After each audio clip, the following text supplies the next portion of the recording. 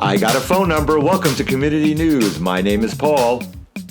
And my name is Sasha. Hello there, Sasha. How are you today? I'm good. I'm trying to figure out, you got a phone number, and I know you don't mean the phone number of some female that you're romantically interested in because you and your ex-wife are so happily back together. So what could you be talking about? Exactly. It's been years and years and years in the making.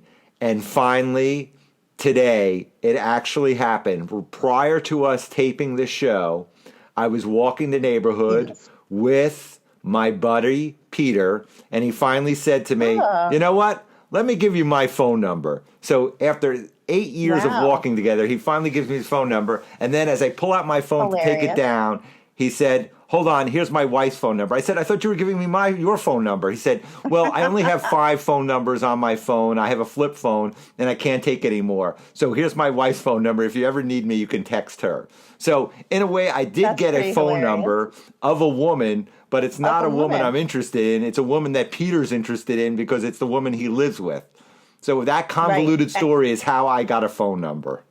Right. And you're interested in the man that the woman is interested in. Right. I don't know what I'm interested in at this point. All I know is I get some random phone number. I don't even know if it's the right one at this. I'm afraid to call it up for fear of who is going to be at the other end.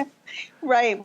What if he gave you his girlfriend's number? No, I know he doesn't have a girlfriend. Peter's wife. Don't get upset. But I think it's hilarious that it took 8 years of building trust through steps around the neighborhood that he finally wanted to be contacted you by telephone. So the moral of the story is, if you ever want to get somebody's phone number, walk a minimum of 2 million steps with them over a countless number of years, and eventually they'll wear down and give you that phone number.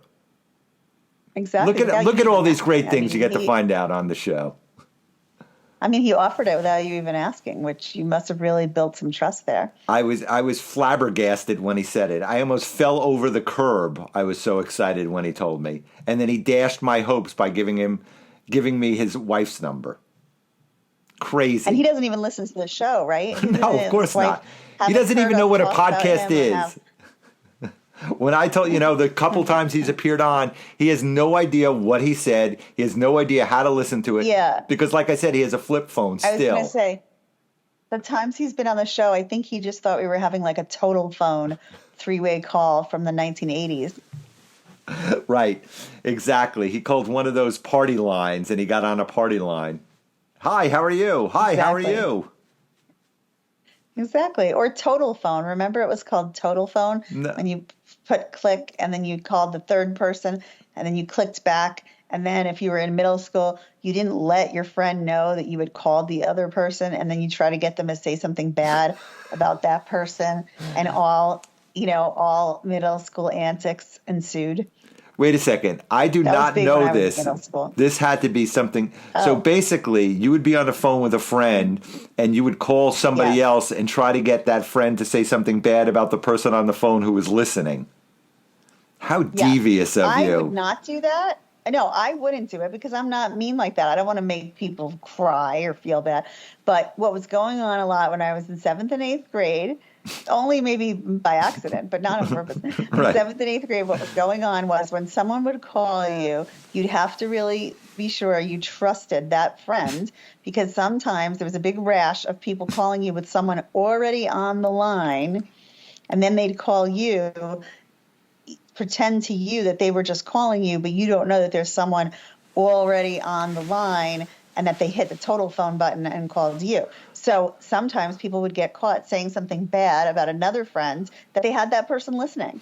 Look at how devious your generation was. And they say this generation is mean. You were a mean generation. I personally didn't do it, but I at times wondered if someone was asking me to talk about someone because they had them on the phone, so I wouldn't do it. Did you ever witness it being happening? Did you ever witness it happening? Yes. You did. Yes. And you did nothing to stop it. People did it. That used to happen. So I was thinking Peter thought when he got on with us that we were, putting him on a total phone 3-way call, but letting him know that we were both there. And we were saying mean things. We were trying to get him to say mean things about me or about you or about him. I'm trying About people in Townport. well, he has no problem We were saying trying that. He to doesn't care get if him. it's on the air, not on the air, to their face, in the newspaper. He has no problem Exactly. saying bad things about people in Townport. So Exactly.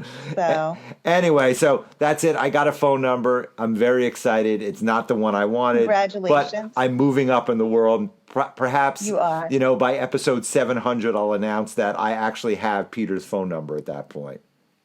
Exactly. Congratulations. That You're moving cricket, up in the world. that cricket here. phone that he carries around, or whatever what's it called? The shutterbug, the jitterbug, the one for the seniors that have the giant numbers on I just it. think it's very, yes, I think it's very kind that you walk with him. I try.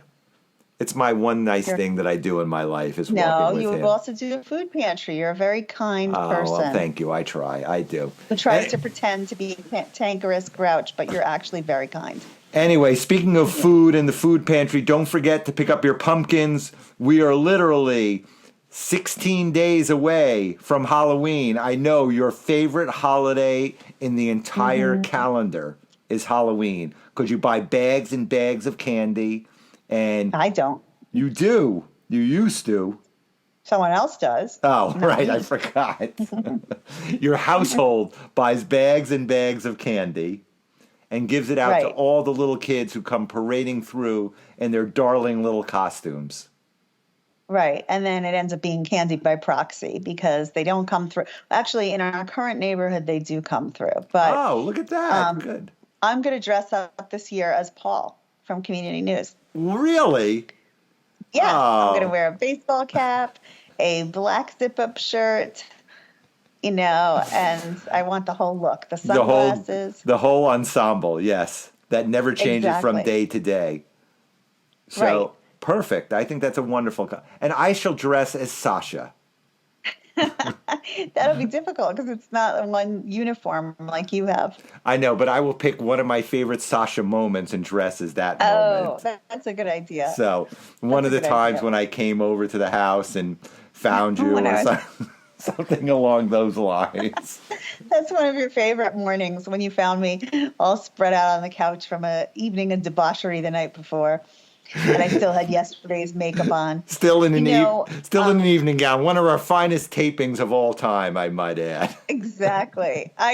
This morning I heard them say on one of the network morning shows that the most popular costume for adults this year is skeletons. It was like something just dumb. Monica Lewinsky's dress, something along those lines.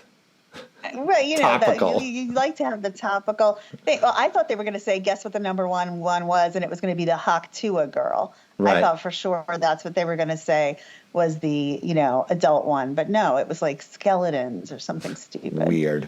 Crazy. We've really Totally. fallen down on creativity if skeletons is the number one costume for adults. That's And even really Spider-Man for right, it is. exactly. Like, come on. Not enough scandals this year to It's have a like- good scandal costume. That's what you always want. Scandal costumes. Exact. Those are the best. Right. This year, I'm going to dare myself. I'm going to put up one decoration, and it's going to be a little tiny gravestone that's going to say R.I.P. Halloween decorations, That's and see if I offend some people. I can guarantee you will offend some people because people find things to be offended about everything. So I'm sure there will be some People offense. just love to scream and be upset. So I want to pick the one holiday that's not religious, not patriotic, has really no nothing that you would think that people would get all crazy political upset about, but it's like the fun holiday that 75% of adults want to get dressed for. And even though I don't mind it, I'm going to make it like I'm this anti-Halloween person and see what kind of trouble I can cause. You are such a rebel, Sasha. It's unbelievable. Maybe you should go dressed as a rebel. You're right. This is the kind of thing you do as a suburban parent in a small town to rebel. Like the most rebellious thing I can think of is, After anti-Halloween. 6 years, you can finally dress as slutty. What's her name from? Why can't I think of the Slutty name now? nurse. Slutty My son Olivia is a slutty Newton-John in in Grease Lightning, and But when we first started talking about that, she was still alive, and now she's deceased. So there's your it would be tribute like to an in her. memoriam. Why can't I? carry Oh, it's your Grease, right? And it's Olivia Newton-John. Right. Okay, what if Paul and Sasha started an anti-Halloween protest just to drive our numbers up? Like just to get people who are like, who are these? Who protests Halloween in a small family town? And then maybe we'll get some new listeners that way. Why didn't you think of this idea sooner? It's so brilliant. Right, in year one. I mean, I'm not even anti-Halloween, but I'll pretend to be just to get us some new listeners. Yeah.